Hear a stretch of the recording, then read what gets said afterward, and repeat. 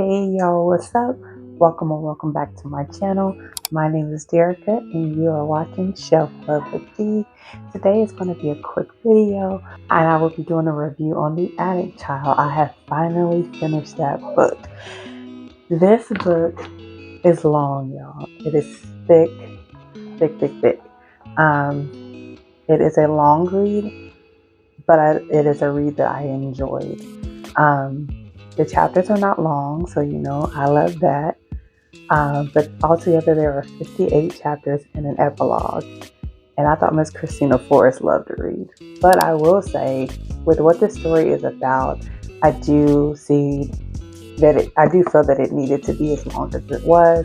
However, with it being such a heavy read, I had to read it in doses. So I would read about, some days I'd read 2 chapters, some days I'd read 3 to 4 chapters. Altogether, I would say it took me about a week and a half to 2 weeks to finish this.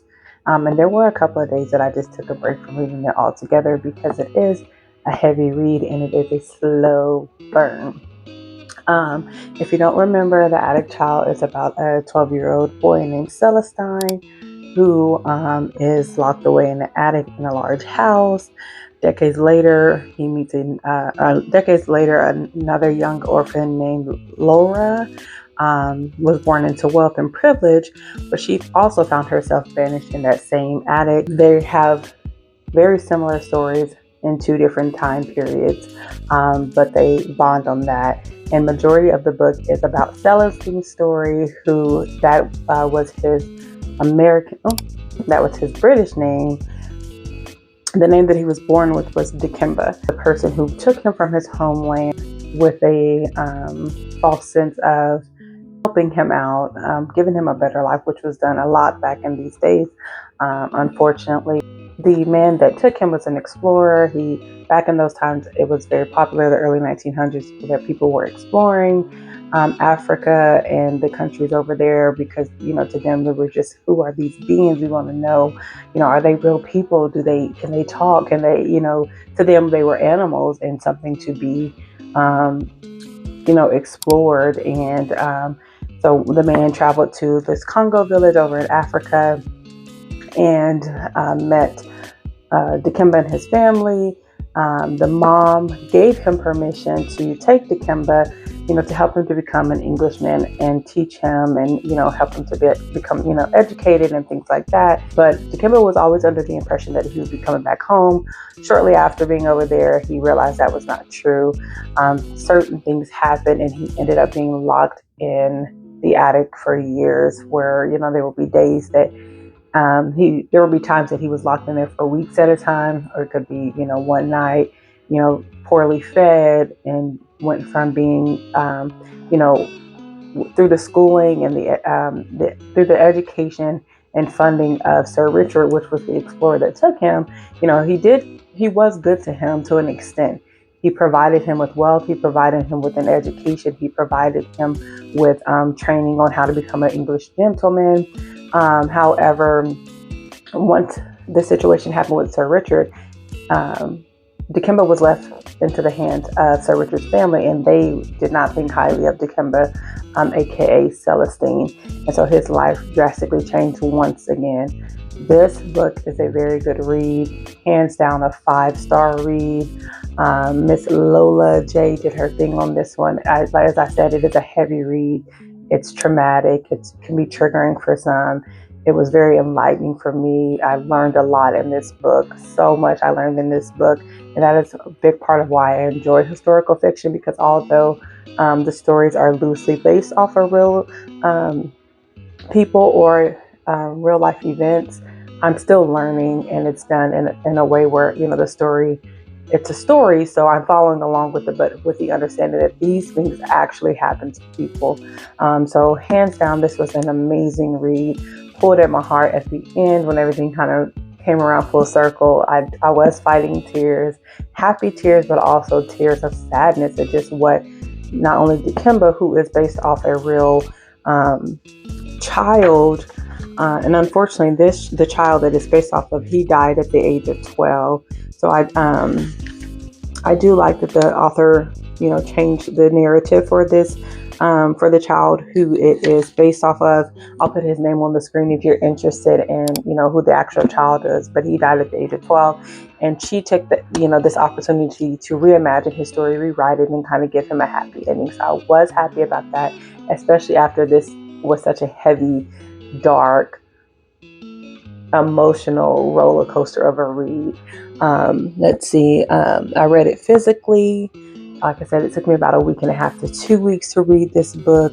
I would read this again. I would read this again in the background of other books, even within the next year, just because I learned so much with it, and it helped me to feel connected to these stories that I hear, to the people that these things are happening to. Like, these are real people, these are real stories, and I love that it's being put out there to educate and to put a voice to, the things that happen to these villages over in Africa.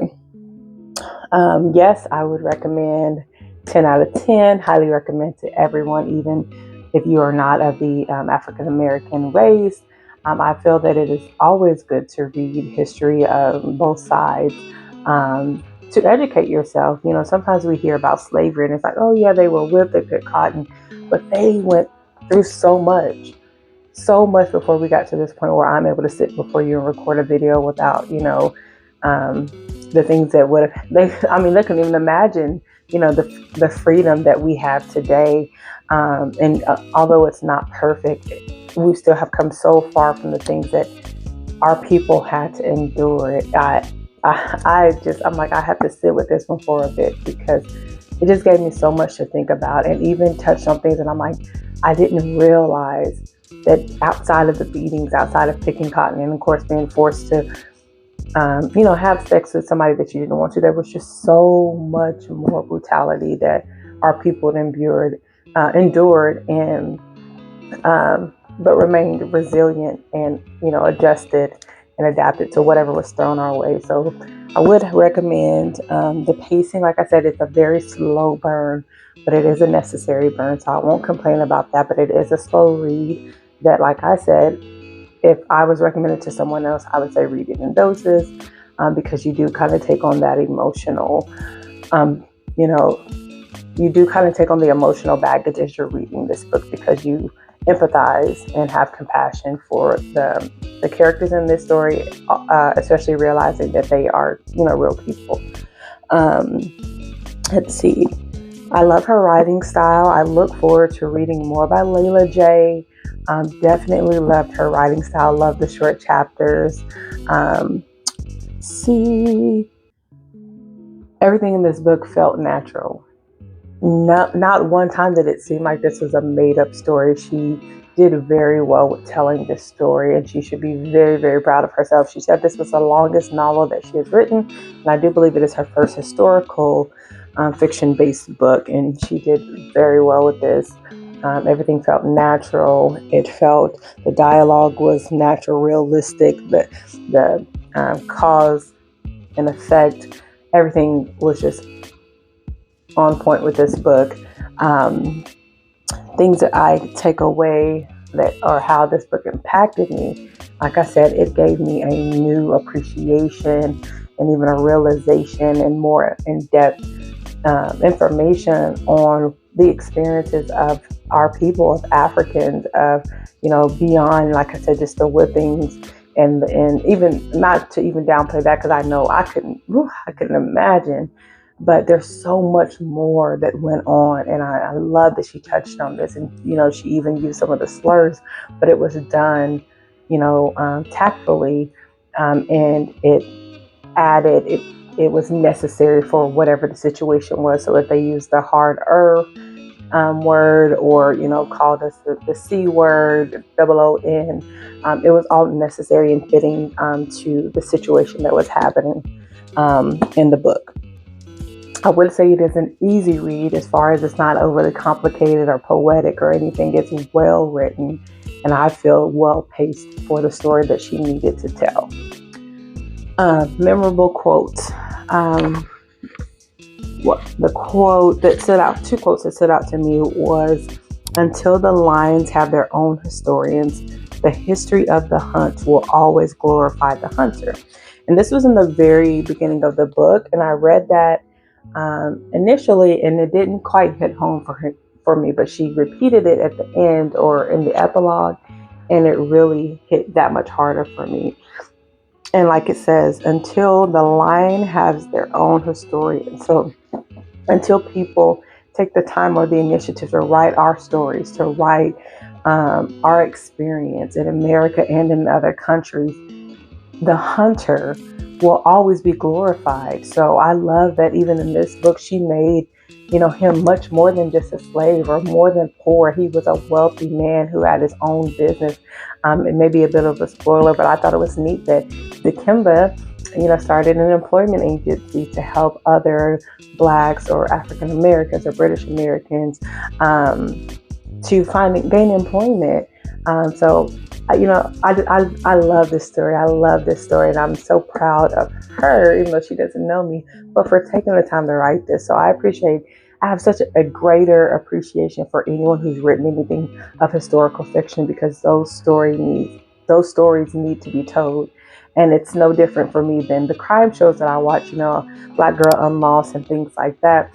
Because yes, they are hard. And I even see people in the comments like, I hate to thumbs this up because it's sad, but it's spreading the word, and these tragic things happen, and these stories need to be told because our Black news doesn't really get told all the time. There's so much that happens that we never know about because it's not reported as widely as other races. So I have a much greater appreciation for anyone who writes historical fiction, and it has become, as I said in my last vlog, I do believe it's become my new favorite genre.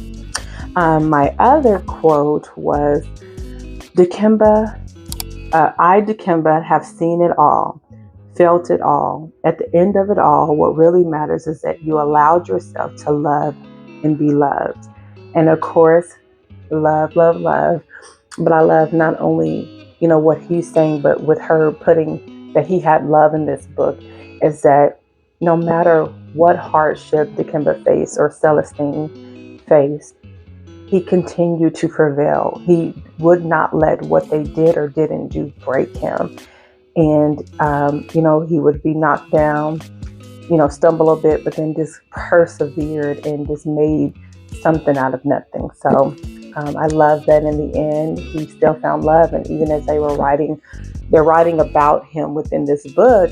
And, he was like, I don't want it to be about Sir Richard or the abuse that I went through. I want it to be known that I had so much more than that. But in the end, I found love. So that was beautiful. Overall, like I said, I loved it. No spice in this book. It wouldn't even be fitting if they threw. Well, I take that back. It's not spice, but it does discuss. I don't know if you would call it SA or child abuse actually, but that is in here. Please trigger warnings in this book. This book is deep, it is heavy, but it is a good read. It is worth the read. I highly recommend to anyone who loves historical fiction, and even if you're not sure about how you feel about it, I would say check it out. I definitely walked away, like I said, feeling enlightened, empowered. I felt heavy. I felt emotional. I felt happy. So when a book makes me feel all those things, which has been a long time, automatic 5-star, 10 stars, highly recommend. So that's it. That is all for today's vlog. Just wanted to hop on here and do a quick review of The Attic Child. If you've read this book, please leave me your thoughts in the comments. I'd love to know, once you read that last page, what were you thinking? What were you feeling? Did you enjoy The Attic Child? Would you recommend it? Is it on your TBR? If you've not read it, go out and buy it. Check it out at the library. I'm not sure if it's on audio or not, but however you can get it in. As I said, highly recommend. Thanks for watching. Have a good rest of the day. And as always, don't forget to show yourself some love today. Bye-bye.